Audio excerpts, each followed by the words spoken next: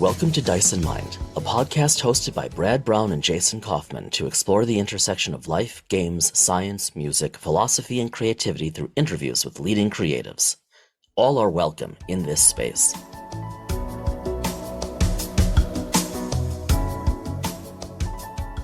I've gotten used to, actually, let me rephrase that. Over 30 years, Here it comes. I've really never, no, I'm going to try that one more time. Very rarely do I feel inferior when having conversations with you. I would Even hope when it's not. well, no. There are a lot of topics where, there's a lot of topics where you have an educational background and everything like that in areas that obviously, um, you know, psychology, leadership areas where you've done enormous amounts of research and study and things like that. This really was started to be a joke, but now it became Yeah, serious. you're really overselling This it, really but backfired. it's Damn already it. Oh, hilarious. really? Sorry. Yeah. Well, ultimately, my point being is that our guest here, this is a gentleman where when we get him on here, I'm almost a little bit starstruck when we had him on the last time, just because of just how intelligent he is, and um in talking about his background and his expertise, and um, the stories he had on his research and his history and everything like that. So Yeah. when you had mentioned an article that had been in Nature and had reached out to see if he would join us again, Hmm. um, I was actually excited again. And then Oh, always. I had to do a little bit of research just to make sure that I didn't sound like I used the term before we hit record to sound like, so I didn't sound like a complete ignoramus. Yes. Um, when so that when he joins us here shortly, I can actually contribute at least a little bit to the conversation. So, Well, um, that's fair. No, I hear you. So, to demystify this for everyone else, we are welcoming returning guest Dr. Michael Wong to Dice and Mind. Mike's been kind enough to chat with us before about writing, about his research, about astrobiology and planetary science. You know, all topics we love and are very adjacent to many of the games we love. I agree. I mean, I've been fortunate to write a little bit, to do a little bit of research, but I am, as an academic, a complete poser compared to someone like Mike, who's really quite the Renaissance man. And so Mike and his colleagues uh, published a paper in Nature, as you said, this past July. And for those of you listening who aren't familiar with Nature, Nature is one of the major scientific oh journals yeah, on the planet. It's easily in the top four, easily. And so getting anything in there is a big deal. But that's not in and of you itself don't what have to impressed be. me. I mean, Yeah, I'm not a scientist.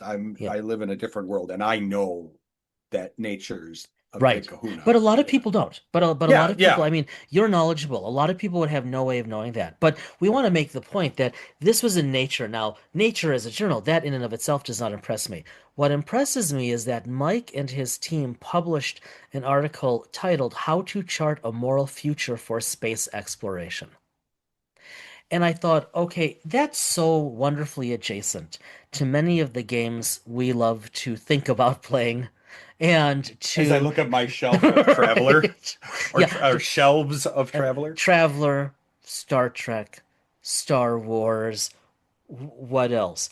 Paranoia. I mean, the list goes on and on. Oh yeah.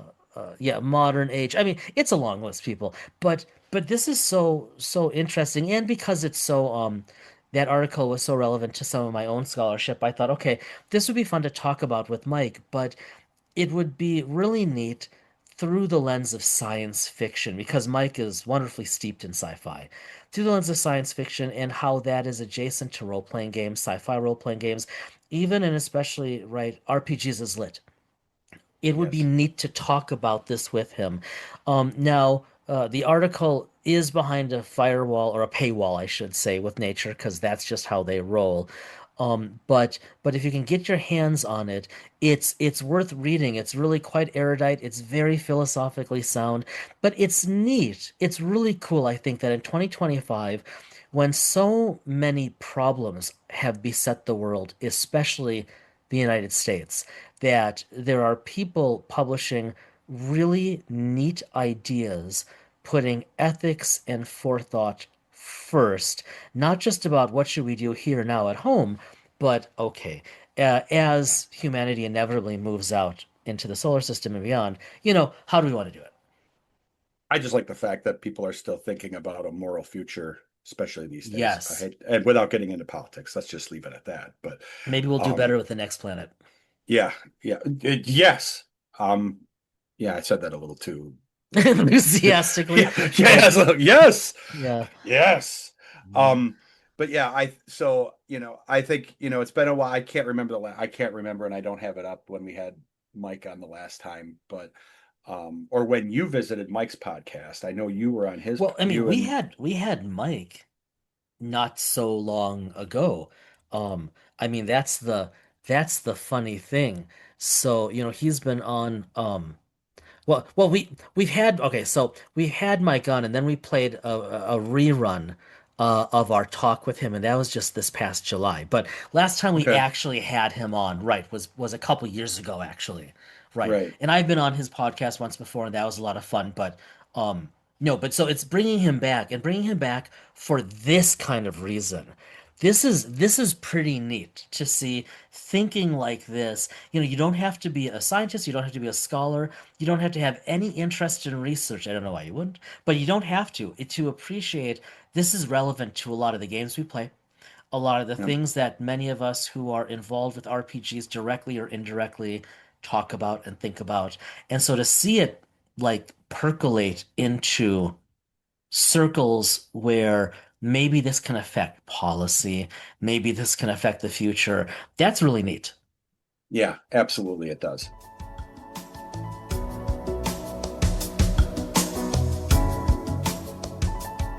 Dr. Michael Wong is an NHFP Sagan Postdoctoral Fellow at Carnegie Science's Earth and Planets Laboratory, working with Robert M. Hazen and others. His primary scientific interests are planetary atmospheres, habitability, biosignatures, and the emergence of life. He is also co-authoring a revised edition of the textbook Astrobiology, a Multidisciplinary Approach with Professor Jonathan Lunine. His other passions include photography, writing, public speaking, graphic design, and playing a variety of team sports. He hosts a podcast called Strange New Worlds, which examines science, technology, and culture through the lens of Star Trek.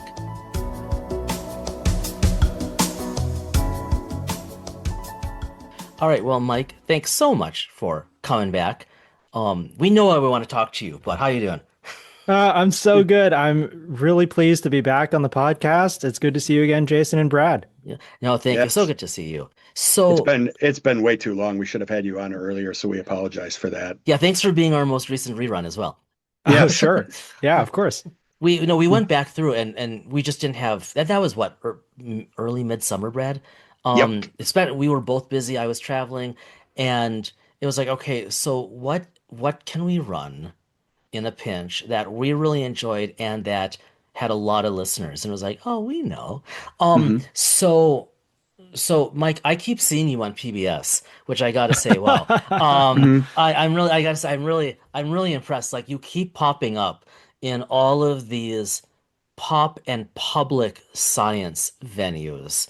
Mm. So I obviously you've got at least two different career paths you could choose here, but that's Hmm. that's not why we brought you on. So this is a little actually this is fairly adjacent for Dice and mine, but like you've been on before, and we like to riff about stuff, and we're big into RPGs and sci-fi and all that as lit, but once in a while we like to dabble on the sides, and I saw your paper in Nature, Mhm. right, with your colleagues on how to chart a moral future for space exploration. And I Yeah. thought, yeah, I mean, look at the grin. I thought, okay, like we know that you are this rarity of really a Renaissance man or a Renaissance individual, right? You look at your corpus of scholarship, both journals and beyond, and it's like you're a really dynamic thinker, but this one really caught our attention. And and beyond just being a fun read and really interesting, so much of what we talk about on the podcast is relevant to or informed by not just Star Trek, of course, or Star Wars or fantasy, but like sci-fi themes and tropes.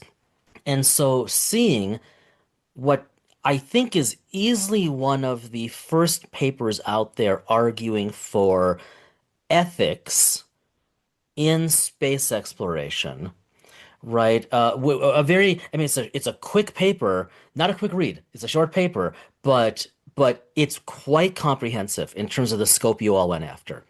And it's not a policy paper. It's legitimately a philosophical paper, which I read in the hopes of informing policy, and that stood out. Right. So we just want to ask you about it because this is fascinating and I think just exceptionally relevant to a lot of the other stuff we talk about and we riff about, whether it's on the podcast or not. Sure. So glad you brought me on to talk about this paper.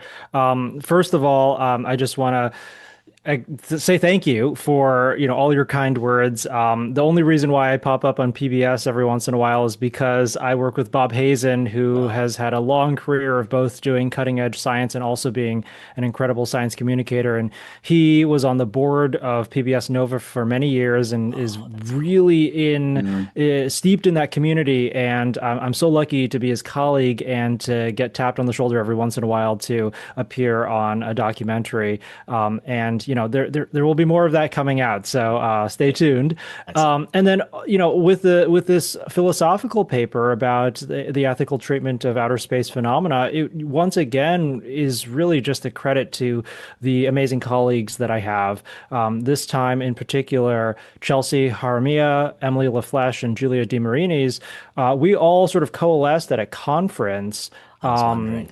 2023, May 2023, we were all at, believe it or not, a small niche conference about oxygen in planetary biospheres. So, oxygen is one of those molecules that only exists in a great abundance in our atmosphere because of photosynthetic life. And so we think that it might be a good biosignature on worlds afar. And so there was a dedicated conference just about that topic. And the amazing thing about astrobiology is that it invites so many different voices to the table because in order to understand oxygen in planetary biospheres, you have to understand something about chemistry, about atmospheric dynamics, about geology, about biology, about star-planet interactions, about how to observe using a telescope. So astronomy, these gases in exoplanet atmospheres. And then also, for some reason that was unapparent to me at the time, philosophers as well. That's cool. And so Wow. I was so struck that there would even be an ethicist at this meeting. And the great thing about small meetings is that you get to know the people there. You get to have lunches with them. And at some point, I think Emily just turned to me and said, "We have to write a paper with Chelsea and Julia." And so we I believe Chelsea gave a talk at the meeting about the ethics of SETI and METI, so the ethics of Hmm. searching for extraterrestrial intelligence and messaging extraterrestrial intelligence, the kind of communication that we see in Star Trek and Star Wars all the Hmm. time. But I think less thought has gone into the ethics of exploring planetary environments with microbial life. Yeah. What happens when you find microbial life on Mars or Europa or Enceladus? What happens? How do you choose to treat an environment even if it doesn't have any life whatsoever? Is it still intrinsically valuable? And so we decided to, get together and have Zoom meetings once every couple of weeks for the past couple of years, and that turned into the paper that you all read and enjoyed. And I'm just so happy that we get to discuss it today. Yeah, okay, I got to ask a quick question. As someone who's, in some of these adjacent fields, writing this paper, great. Publishing this paper, even better. But this is a philosophical paper that's a little bit out there, which I love. You got it in Nature. Hmm. Yeah. How did you land that? Was that a hard sell during the review process? That was so, but again, just I think a confluence of a lot of luck. So for the audience members who aren't Yeah. in academia or science. Hmm. Nature is one of the most prestigious scientific Yeah. journals out there.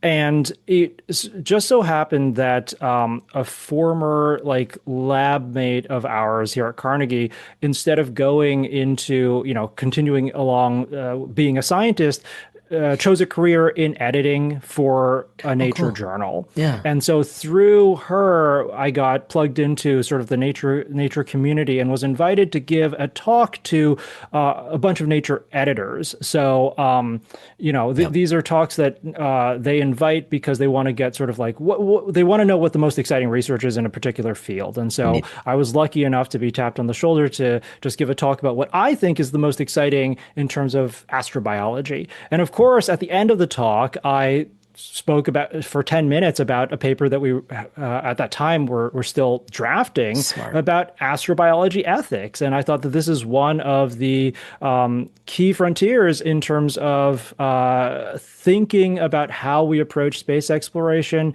and even advancing ethical knowledge through the act of imagining how we would treat extraterrestrial life. And that, out of all the things that I talked about for that entire hour, was the thing that they were like, oh, pitch us a paper about that, Oh, please. neat. So it was actually invited. I was Nice. first invited to give a talk, and then Wow. the editor reached out to me and said, "Would you like to publish your paper in Nature?" And I said, "Of course, yeah."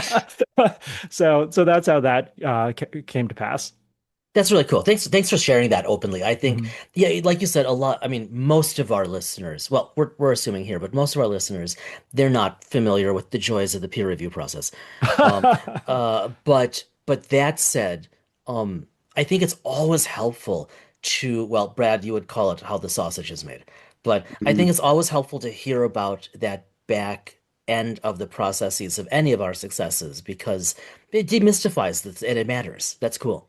Well, Mhm, mhm. I don't think people understand that you are pitched to write, you research, you write. That's not the end of it. I mean, for like, I come from the business world, there is a whole process after you write, like you said, the peer review process. Now, I've been through this writing for Jason, writing for, and so that was my first real experience coming from the business world, work writing for an academic book.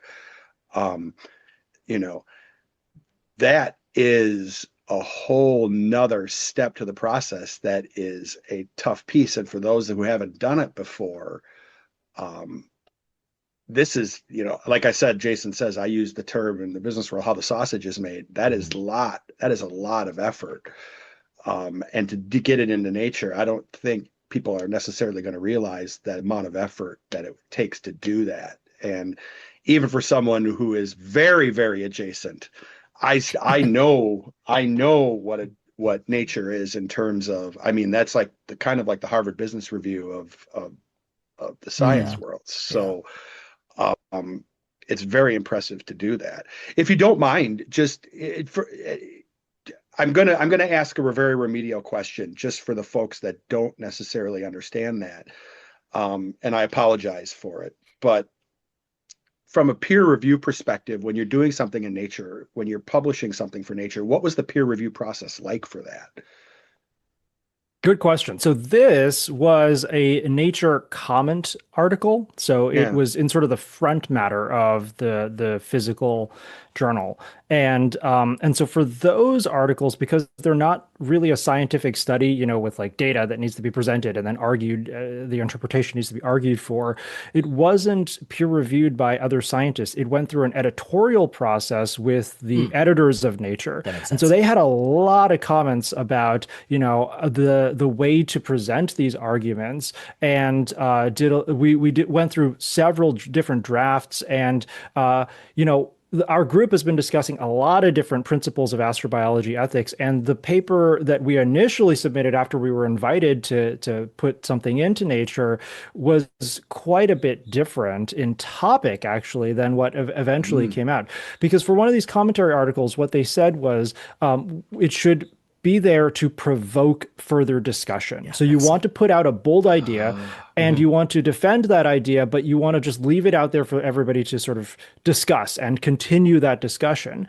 And so initially we had a lot of, we've got philosophers on our team, right? And philosophers are often very careful about their words and also very careful about developing their thoughts in very, to be honest, long-winded kinds of treatises because they like to present an argument from somebody else, spend a lot of time tearing that apart, and then present their argument and how it solves all of the things that were wrong, that was wrong with the previous argument. We couldn't do that in a 2,000 to 3,000 Nature comment. And so what we did was we just threw our ideas out there for an updated and more expansive taxonomy of moral value in the cosmos, gave examples of what those things might look like, and then a few quick recommendations for the community.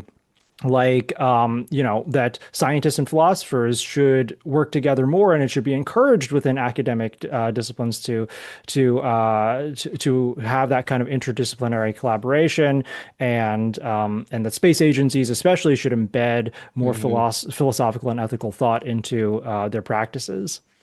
Okay, so toward that end, let me just read a few sentences. I'm hopping around here. I'm just going Okay. to pull out the ones. And this is perfect. Thanks for teeing me up like this so well. Yeah. Yeah. But the ones that stood out toward the end, to your point here, so that everyone can hear this. And it's really, I mean, I'm not paraphrasing. This is verbatim, but just a few lines that stood out to me toward the end. To your point, and I quote, but decisions must be made with ethical goals operating alongside scientific, commercial, and political goals so that the societal and ethical implications of research can keep up with the pace of discovery. Love this part. Philosophical specialists should be embedded long term with active scientists and interdisciplinary teams.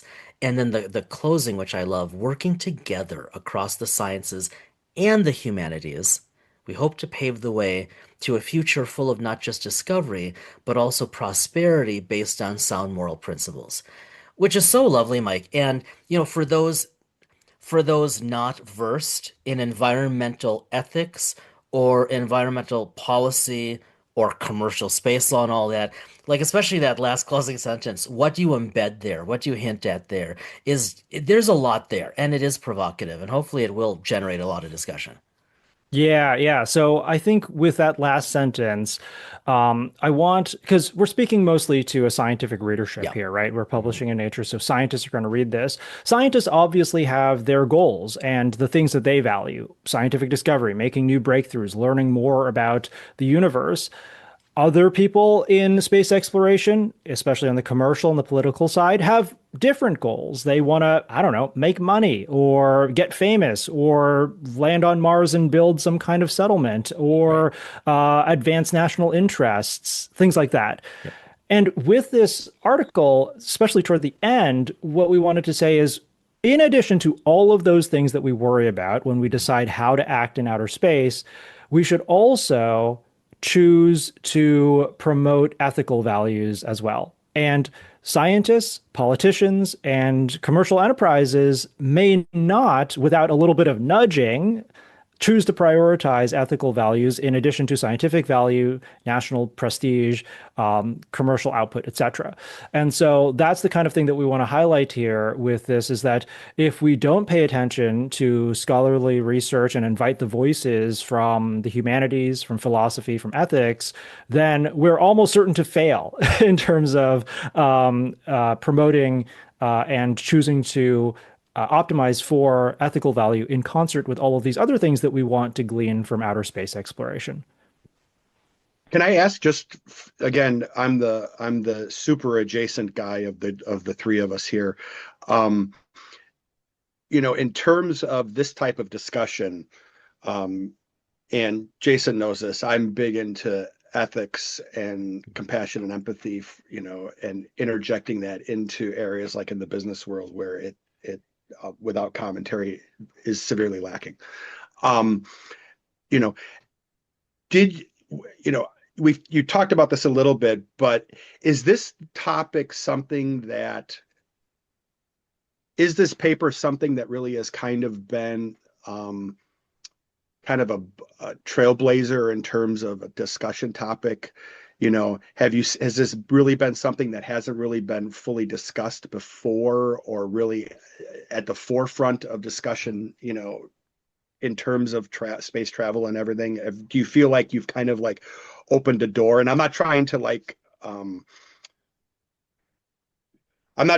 you like toot your own horn or anything like that, but I'm just trying to, be very transparent and say it feels like you have really like by putting this in nature, Hmm. um, really opened a door for something that really hasn't really been talked about fully. Yeah, well, I think, that is up to the rest of the community to decide. It's not something that, I can speak to immediately right now. I know folks are interested in, having us speak, coming on this podcast, for instance, to talk about the paper or go to conferences to speak about these types of things or give seminars about it. I think like the ethical treatment of outer space phenomena is not a new subject that we, just brought up out of the blue with this paper Mhm. earlier this year. But I think we do try to do something new in terms of promoting this expansive taxonomy of moral value in outer space. A lot of previous thought has gone into trying to figure out, okay, is a microbe on Mars intrinsically valuable? Like there's this long-standing debate in philosophy about what entities, what objects, what systems are intrinsically valuable, which means valuable in and of themselves, existing just for their own sake, versus a kind of value called instrumental value, which means it is valuable because it does something for something else. So, a great example of something that's only instrumentally valuable is money. All by itself, a dollar bill doesn't have any value. It only gains its value because it is used in human to human exchanges. Whereas a human is definitely intrinsically valuable. Just being itself is, a source of value.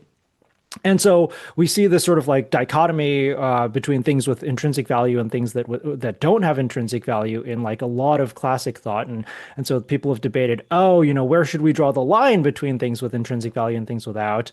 Some people might draw the line at life, anything like a bacterium and up sort of has intrinsic value. Other people might slide it all the way up to like humans because of our seemingly unique capacities for rational thought and intelligence, whatever that means, and sociality. But I think no matter where you decide to draw this line, you're operating on sort of like a very one-dimensional hierarchy of moral value. But I don't know if that's necessarily the way the universe is put together with just like one Mhm. sliding scale. Instead, there may be many different kinds of attributes that can contribute to a system's moral value. And so that's what we try to advocate here through our new taxonomy that includes things like relational value and systemic value and uniqueness, things that in previous writing may have been alluded to, but we try to Right. really nail it down here in this taxonomy that we promote. And through that lens, that allows you to see how very different entities can have moral value for different reasons. And so in our paper, we've got this quote about how it's often in planetary science, people will say like Mars is a failed planet. Why do we think Mars is a failed planet? Well, it's because it doesn't have certain attributes that Earth has, like plate tectonics, active geologic cycles, an ocean, a thick atmosphere, and of course, a biosphere that is at play on its surface. But, seeing what is special about Earth is one thing, but then concluding that just because Earth is special in certain ways means that it is the only special thing out there is, we think, a mistake. And so, just as we don't condemn Earth for failing to be a gas giant or a star, we shouldn't condemn a gas giant or a star or Mars for failing to be like Earth. They can have their own moral value, their own richness in different ways from the way that our planet and our life on our planet exhibits moral value. Okay, so I want to move us in a moment in a direction of just riffing for some fun, kind of looking at the future, maybe just asking together, playing with what if. But before I do that, because you went to Mars, so I have to ask Mhm. this. I remember, here's my contextualization for this, for picking your brain about this. I remember, I want to say it was 97. Don't quote, I think it was about 97. You were younger, Mike, but I remember in 97 very clearly, and Brad will too, that I think that was when the Allen Hills meteorite papers came out. I'm pretty sure it was 97. I was 96, well, 96. it Yeah. was 96. Okay. I thought I was wrong about that. Okay. I had literally just started grad school. I had graduated a couple months before I was taking my first grad class to get into my master's. Right. Okay. So it was a transitional time. So okay, great. 96, even when you were younger. Um and that meteorite, the findings, which were, I mean, obviously really questionable, right? Like how do you really with any certainty agree that there's life anywhere else when it's technically indirect? But whatever, it was a remarkable set of findings, no matter what, whether we found life or not. It was a remarkable set of findings.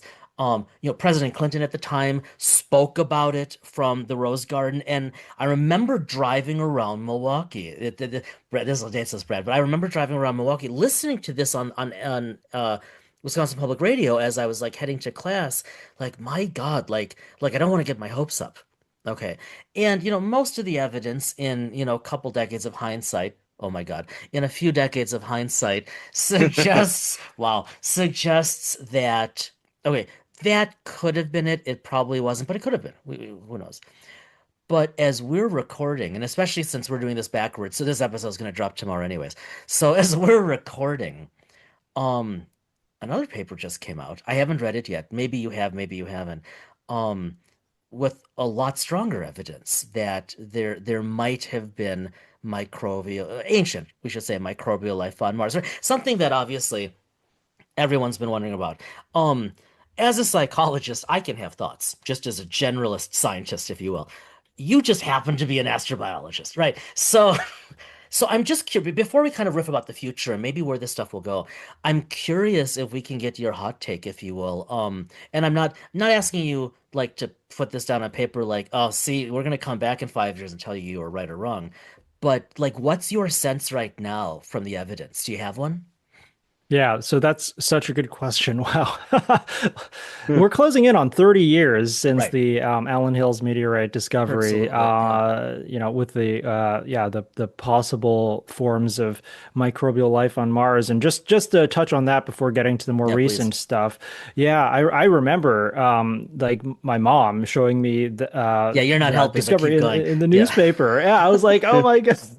Like actually that was one of the things that it was one of the first times I remember thinking that space was really cool Oh, and that's that was cool. something I wanted to do. Yeah. Um and I feel like that in addition to Star Trek was a catalyst for my, and it was honestly, talking to people in the field now, a catalyst for the entire field of astrobiology. So Mhm. even though most astrobiologists today would say that that meteorite does not actually contain evidence of past Right. life on Mars, it drummed up so much excitement in the Mhm. community that we could be that close to actually making a discovery because we have the scientific techniques now Right. to make these kinds of investigations.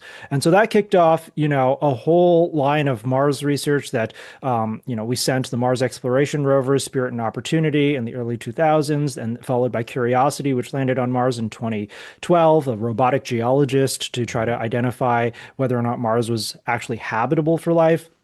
And then when we found, yes, indeed, we sent the Perseverance rover, the Mars 2020 mission, which is the latest one. And it's been actually trying to identify the most promising rock samples to bring back to Earth so that we can analyze those rocks and try to identify signs of life there. So it's probably not going to be able to make a definitive detection of life, but identify essentially what are called possible biosignatures or potential biosignatures. Some people call them ambiguous biosignatures because they on Earth could be indicative of life, but of course, Mars is a different place from Earth, and there might be different geological processes that could result in those features as well. So, anyway, the buzz from like 2 weeks ago Yeah.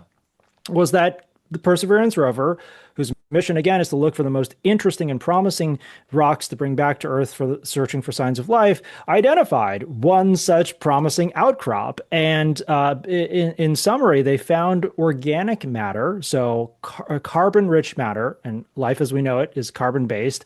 No offense to the Horta or anything like that, but Mm, we're mostly looking for carbon-based life. mhm. So finding organics would seem to be a prerequisite. Okay, check that box. But then more interesting than that is that they found these interesting in science we call them redox states of the minerals in those rocks.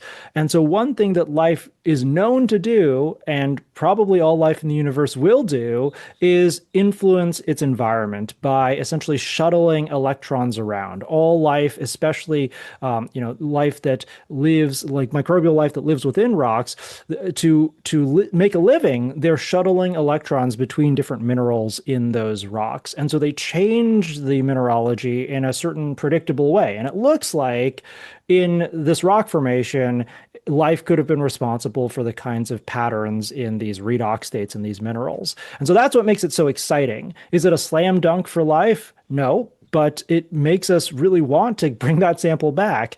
And if, funding happens and we have the willpower to make it so, maybe one day we will have that rock sample in our laboratories here on Earth to make some kind of more definitive statement as to whether or not there was ancient microbial life on Mars. But as for right now, all we have is that very tantalizing sign. It's still a maybe, but it's great. It's a great leap forward in our search for life.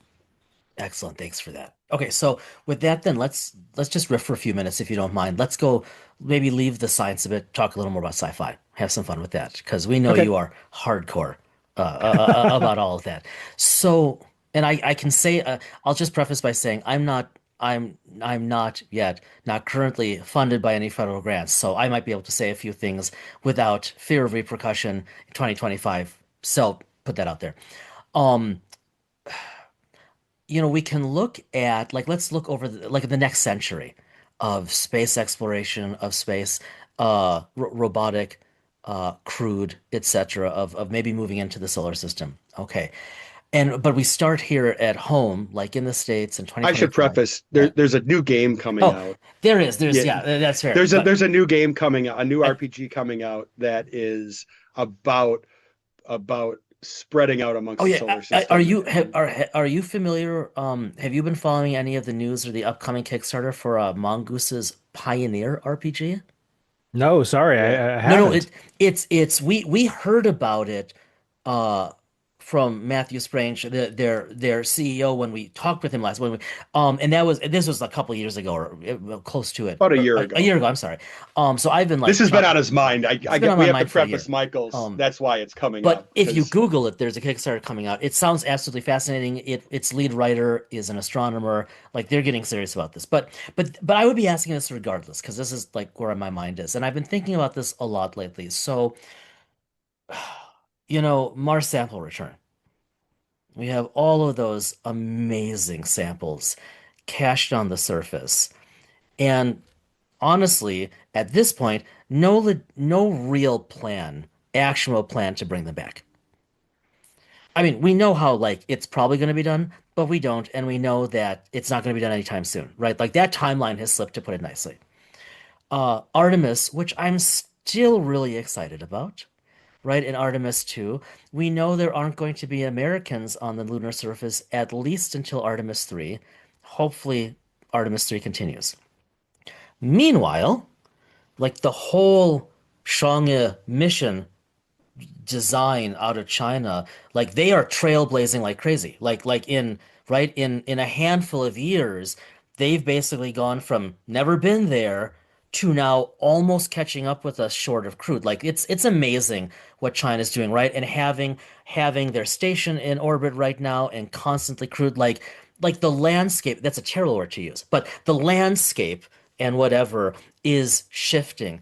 India is rapidly developing technology. Now, I don't know if we're going to have some kind of Cold War, if you will, where competition will once again motivate. But I say all this, and I apologize for droning, but I say all of this because when it comes to policy and ethics and whatnot, looking like in the coming years, decades, even even the next century or the coming century, like things are shifting, and it's so relevant to your paper and some of the other work you and your colleagues have done that it's 2025. Let's fast forward to 2055, and we're all off the record. No one's going to lose any funding or be held accountable to these decisions or these thoughts, all of which will invariably prove incorrect. But like 2055 is going to look different in our solar system than, 1975 did. And what we know is probably going to be just astounding and more wonderful than any of us can imagine. But that said, things are changing, and like each of the countries and each of the consortia which are moving out into space or hoping to move out into space, they have they have different ethical, moral baselines, right?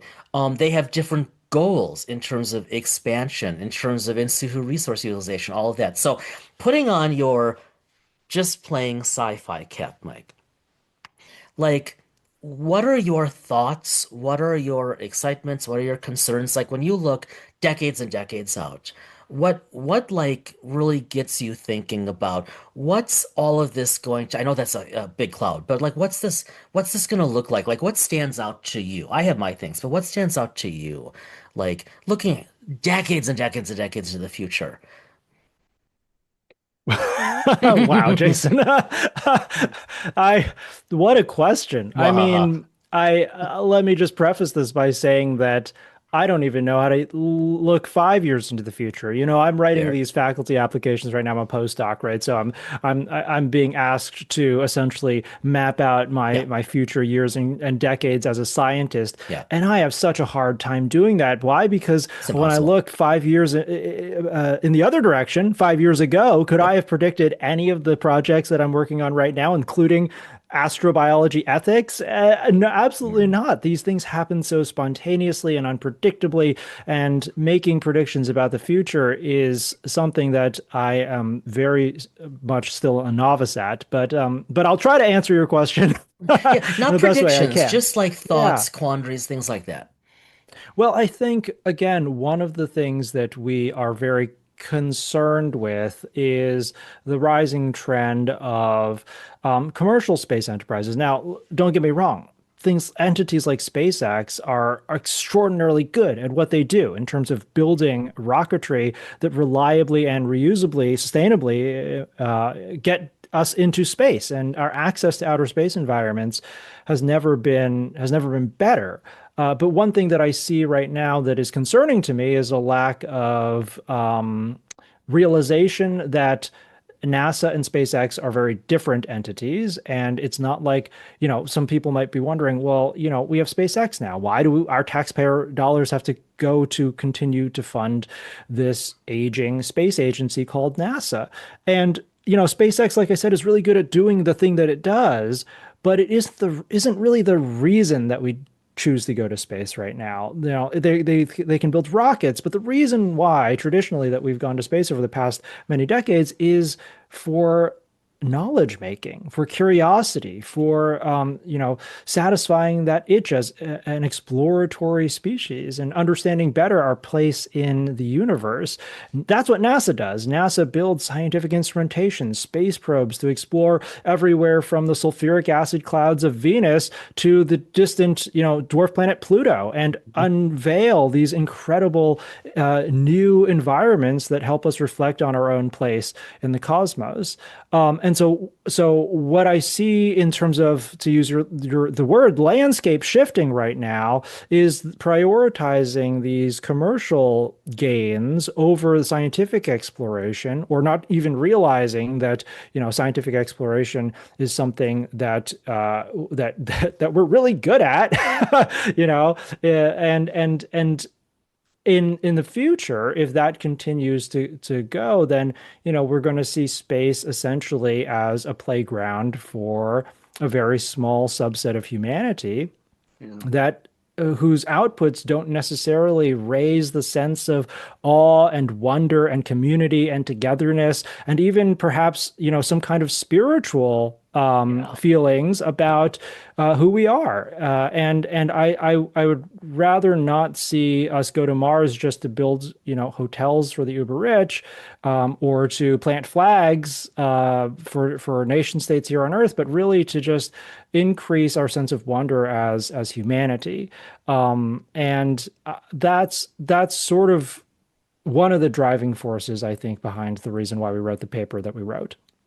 Yeah, I think the challenge, coming from the business world, the privatization of space travel we have right now versus, scientific space travel, I'm seeing it, and I think this is what you're saying, and I'm going to say it probably in a very simple way. So, um, my worry is that from looking at it from the business world, there is always a challenge. Let me rephrase that. In many ways, and in a lot of ways, there's always a challenge of ethics and morality when you introduce that.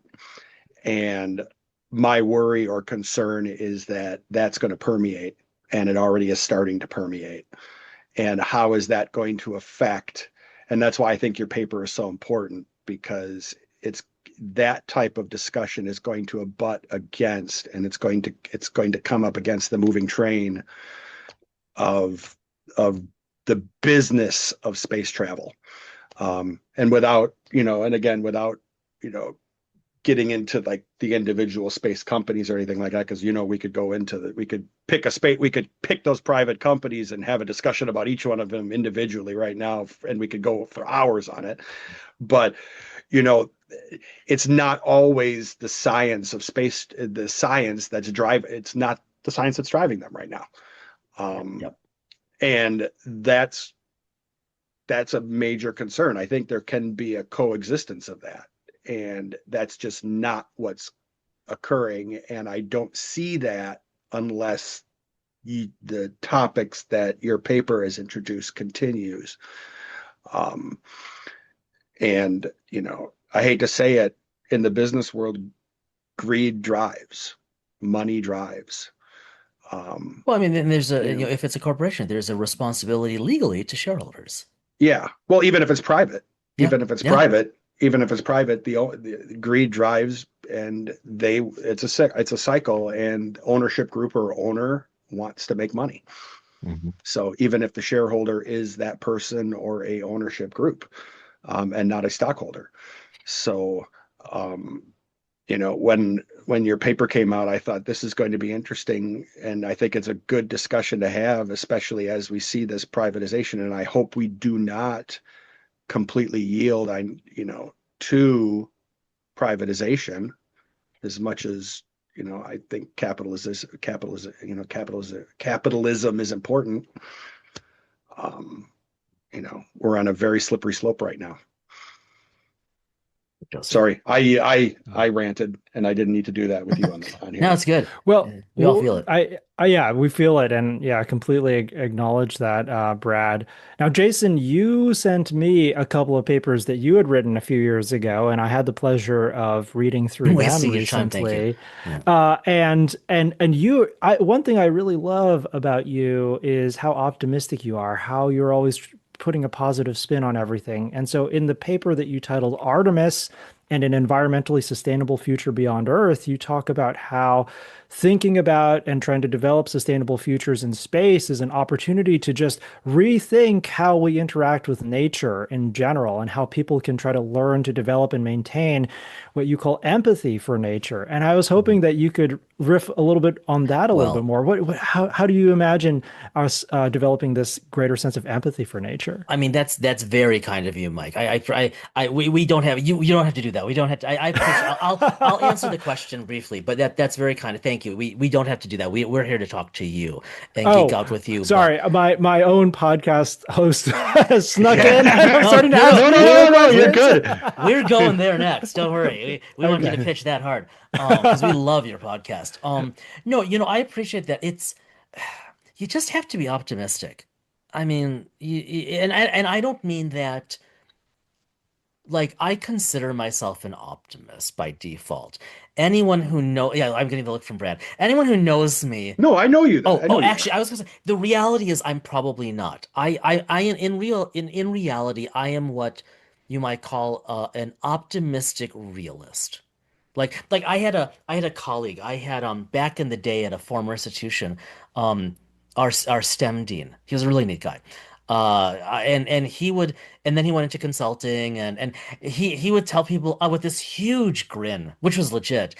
I am an inveterate optimist. Well, I can't be an inveterate optimist in 2025, but I'm also not, right? Because that's not how the cosmos works. It's much more nuanced and complex, much like one of your recent papers as well. Um, but uh, but I think I'm deeply involved. Most of my research is around right, like nature and its benefits and whatnot. And to me, like there are real opportunities for bringing that with us as we go. But even more importantly, this is personally why your paper resonated so strongly with me, particularly that we are going to be encountering these amazing natural environments from which we can learn, from which we can grow, develop, maybe even evolve as a species. And I think you and your colleagues would agree with this, but which I would argue strongly, which require our ethical protection, whatever that ends up meaning. And so I've riffed a little bit about that in a few papers. You guys talk a whole lot about that. This has been addressed in a number, I say a number, like less than a dozen, right? This has been addressed in a number of papers, most of them in the past 20 years, most of them uh, policy or philosophical, often though written by scientists. But what I love is kind of like Brad said, but you got yours into nature.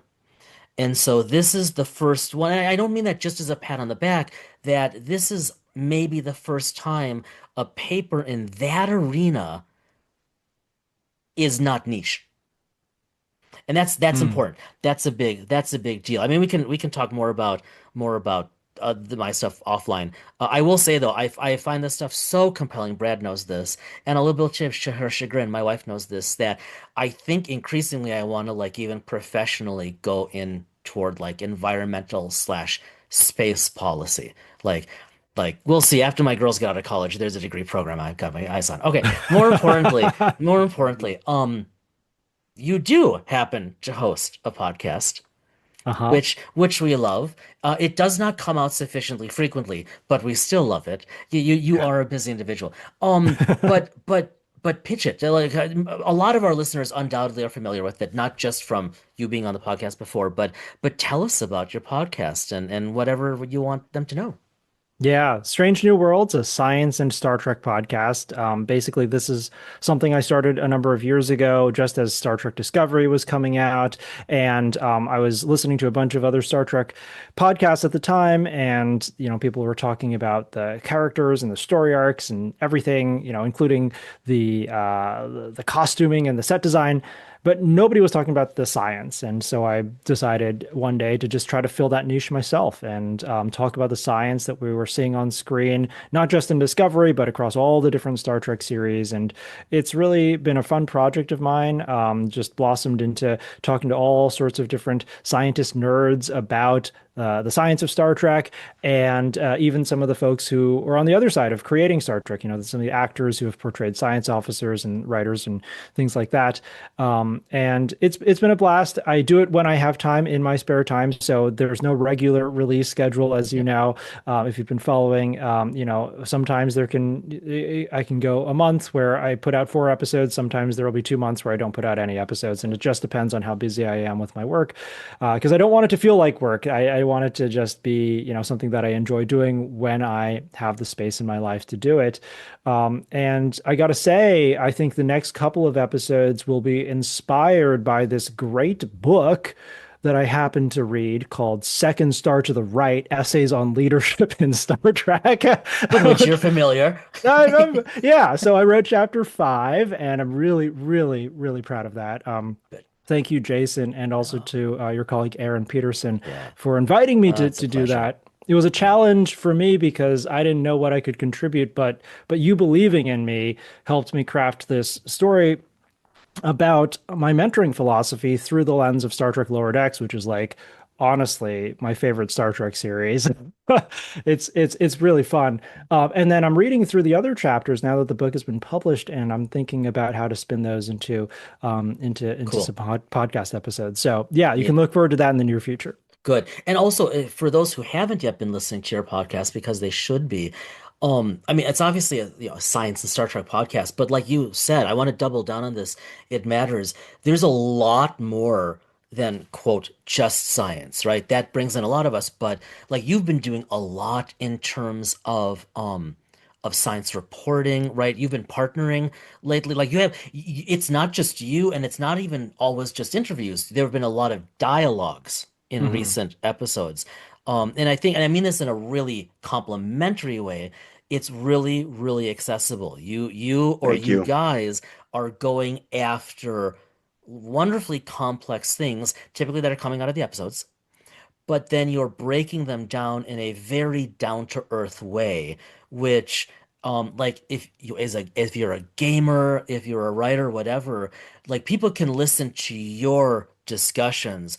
And because this happens to me, even though I don't write fiction and I just like, oh, neat, and then I go on with my life. But like if you're looking for ways to understand some of these concepts, if you're looking for ideas, like I can see people listening to a bunch of those episodes, Mike, and thinking like, okay, that's the seed. I'm gonna go write my thing now.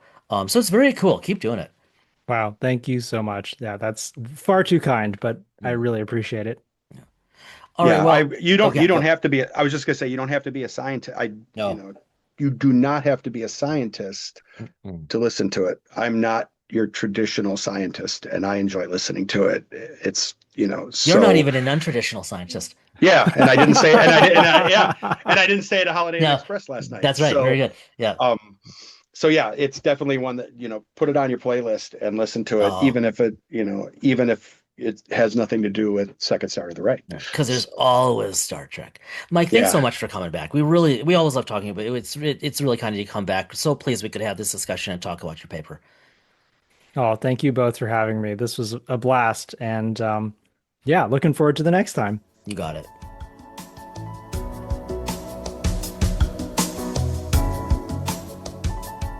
Mike, thanks again for joining. Absolutely fascinating discussion.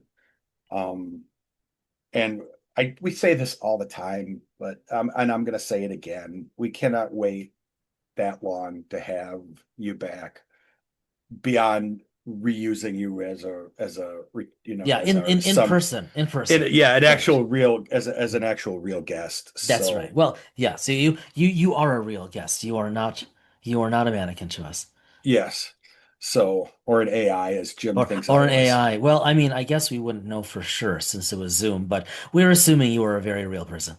I think he was a real I person. think so too. So why don't we All head right. over to Loon Cafe? I think we should. What about you? What has been on your desk or Well, I can tell um you what's been on my mind that's someday going to be on my desk. okay. Oh, I know where you're You going know with exactly this. where I'm going with this. So, in a bit more than a month, as this episode drops, the Yeah. Pioneer RPG from our friends at Mongoose Oh yeah. will be announced, or I should say, the Kickstarter will open for Pioneer. And I've never been able to say this in my life before about a Kickstarter for a game, but I Giggity.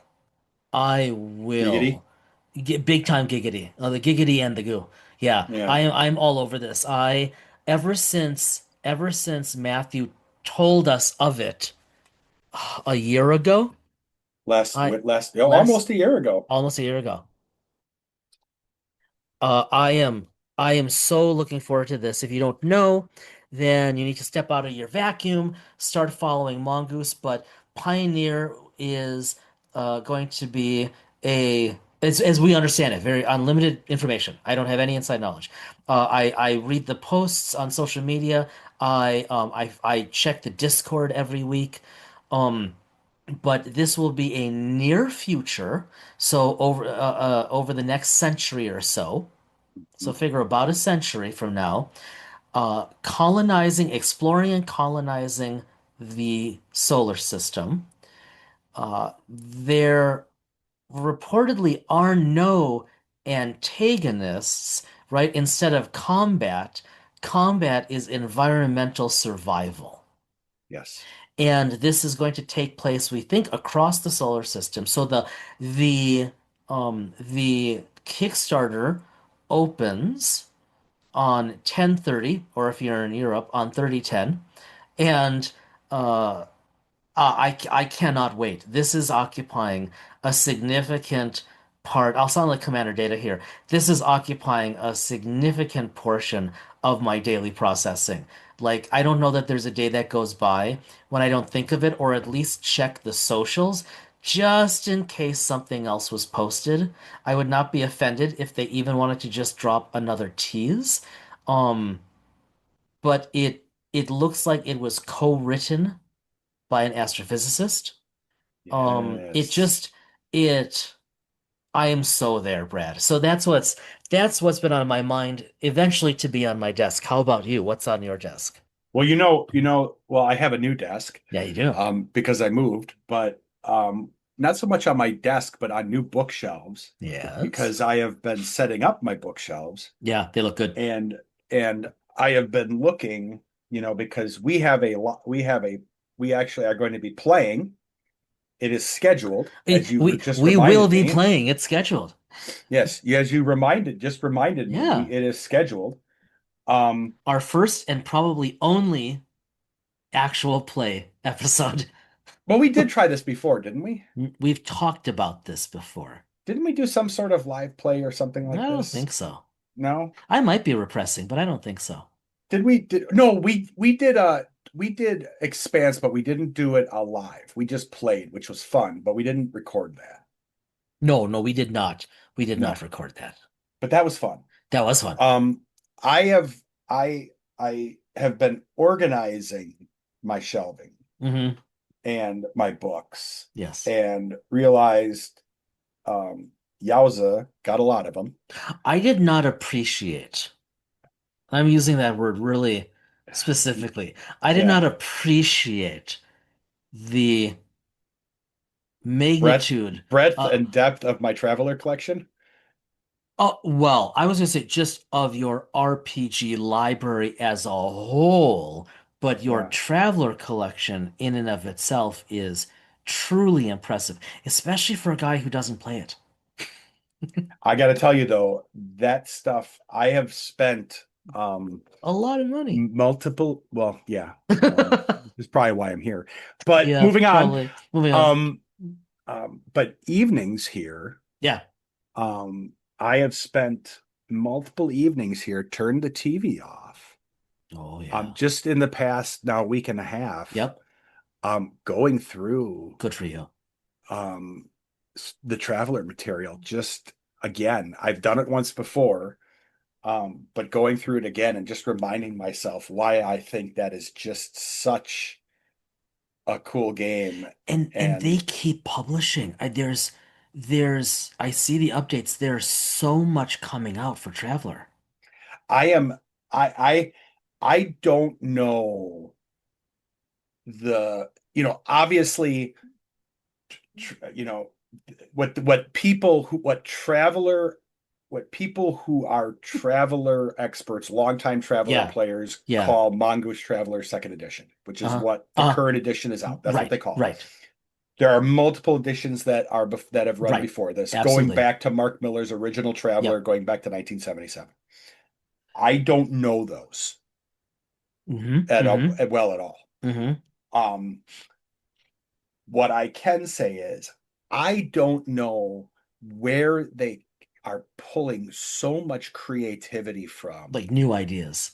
to get Yeah. all of this great material into these books, whether Yeah. it's the adventures, the, I'll be honest with you, when you next time you're down here, when we pull these up and we pull up and we show that, the maps alone in these books Yeah. are unbelievable. I will say because the only Traveler material I have are the two books you sent me. Some, Yeah. thank you. Some already 2+ years ago, I think. Yeah. Right? Hmm. Um, I am, yeah, when I come to visit, I am very curious to see what some of those others look like on the inside. Yeah, I really, and how Yes. they're evolving. Yeah, it's all high quality. It's all high quality material. Mongoose puts together just great material. And I've seen some of their stuff from Paranoia and elsewhere. So it's not just relegated to Traveler, but my focus is on Traveler, and I have their Traveler 2300 as well, which is really well done.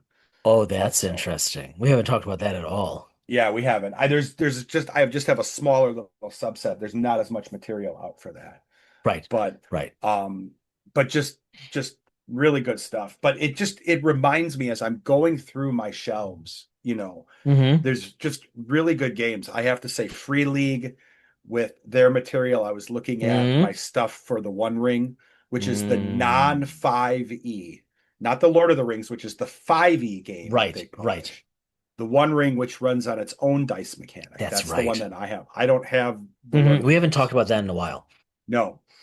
Um, you know, I had, Tales from the Loop, which is phenomenal. Yeah. There's so much like, There's so many games to play. I mean, it's a wonderful problem to have, right? yes. There's so many games to play. And now that I'm further out in the country, and if we get some bad weather here on the weekends and such, um, Like think of winter, this yeah, coming winter. I think between you being where you are now and me mm, being on sabbatical this semester, yeah. maybe as the weather really turns, you and I might find some time. Like really, I wouldn't be surprised in the evenings, just impromptu. Yep.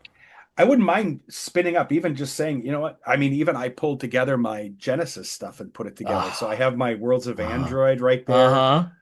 you know.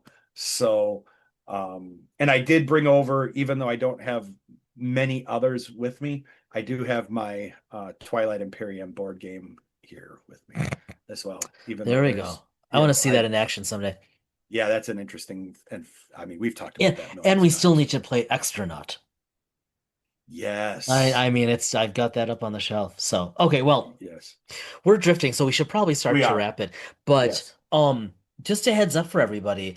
I know we say this a lot, but in a burst of scheduling fervor, um, You were a machine. I sent out emails and then man did people follow up. So we're fortunate, I think, Brad, that the Dyson Mind brand, though small though we might be, word I think is getting out because at least there's enough out there because people are like enthusiastically responding to chat with New us. new New guests. people, yeah, yeah. Yes. New people. Because there are so many people and so many games you and I have been talking about, really since we started Dyson Mine, and you can only get to them so quickly, of course. But I bring this up because it is September now, late-ish September as this drops. We are already scheduled through December to the Yeah. point that like we've been having trouble scheduling because we don't have the available time on our end. Which Yeah. again is a lovely problem to have, and we are grateful. So, everybody, when we say stay tuned, we have a whole bunch of stuff coming up. Um, I'm not sure it's ever been more true. We are going to hear from game designers, from internationally known writers. I mean, we have a really, really fun range of people and creators coming your way as we move through the remainder of 2025. So that's the plan. You know the deal. Be well, stay well. We will see you in a couple of weeks.